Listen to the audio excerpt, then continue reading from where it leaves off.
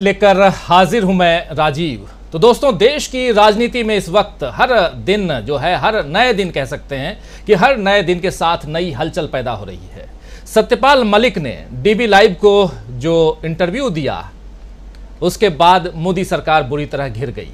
इसके बाद कर्नाटक में बीजेपी में मची भगदड़ ने सरकार की जड़ें हिला दी। कोलार में राहुल गांधी ने जातिगत जनगणना की बात उठाकर मोदी जी को फंसा दिया। चलिए आज ओबीसी की बात करते हैं, पूरी करते हैं। यूपीए ने, कांग्रेस पार्टी ने 2011 में कास्ट बेस्ड सेंसस किया। पूरे देश की जातियों का डेटा उस सेंसस में है। मोदी जी, आप ओबीसी की बात करते हैं, उस डेटा को आप पब्लिक कर दीजिए, पता लग जाए देश में कितने ओबीसी हैं, कितने दलित हैं, कितने आदिवासी हैं। अगर सबको भागीदार बनाना है, सबको इस देश की प्रगति में शामिल करना है, तो ये तो मालूम होना चाहिए कि कौन कितने हैं। तो मोदी जी, कास्ट सेंसस का डेटा आप रिलीज कीजिए, देश की जनता को पता लग जाए देश में ओबीसी कितने हैं, दलित कितने हैं, आदिवासी कितने हैं। और अगर आप ये काम नहीं करेंगे तो ये ओबीसी पर अपमान है। आपने ओबीसी की बात की, देश को दिखा दीजिए देश में कितने ओबीसी हैं, और फिर देश को समझाइए कि आपकी सरकार में सिर्फ 7% सेक्रेटरीज ओबीसी, दलित और आदिवासी में से क्यों आते हैं। दूसरी बात, जो एससी और एसटी का कोटा है उसको उनकी आबादी से प्रोपोर्शन कर दीजिए। और तीसरी बात, जो रिजर्वेशंस पे आपने 50% का कैप लगा रखा है उसको हटा दीजिए। फिर बात करते हैं ओबीसी का अपमान कौन करता है। तो अपमान कौन करता है? खैर, यूपी में इधर बीजेपी सरकार की नाक के नीचे अतीक और अशरफ की जिस तरह हत्या हुई, उस पर विदेशों तक में चर्चा हो रही है कि किस तरह कानून और संविधान का मजाक बनाया जा रहा है। इधर महाराष्ट्र में महाराष्ट्र भूषण सम्मान से सम्मानित करने के लिए और इस दौरान हीट वेव से 13 लोगों की अब तक जान जा चुकी है। इस सम्मान सभा के मुख्य अतिथि थे गृह मंत्री अमित शाह, जो वहां की भीड़ से गदगद होकर कह रहे थे कि मैंने आज तक इतनी भीड़ कभी नहीं देखी। देखिए, लाखों लोगों का हुजूम मेरे जीवन में मैंने कभी नहीं देखा है। जहां तक नजर न पहुंच पाए, इतना बड़ा मैदान, बीच में एक रोड के बाद दूसरा मैदान, और ये चिलचिलाती 42 डिग्री टेम्परेचर की गर्मी, ये सब के बीच में खुले में बैठे हुए आप सभी। लेकिन इसी चिलचिलाती 42 डिग्री की गर्मी से, इसी भीड़ से अब 13 लोग जो हैं दुनिया को अलविदा कह गए। इस पूरे घटनाक्रम पर और शिंदे और बीजेपी सरकार के इंतजाम पर अब सवाल उठ रहे हैं।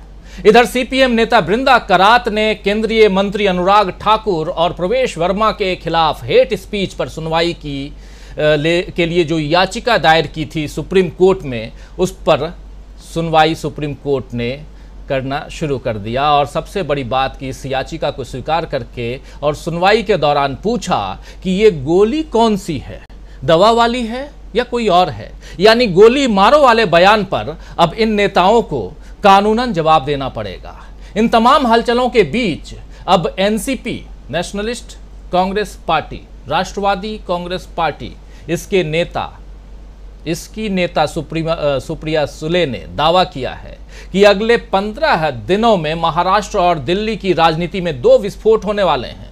जाहिर है कि शरद पवार की बेटी और सांसद सुप्रिया सुले ने बिना किसी आधार के, यानी बेसलेस बात तो की नहीं होगी, बेसलेस ये दावा किया नहीं होगा।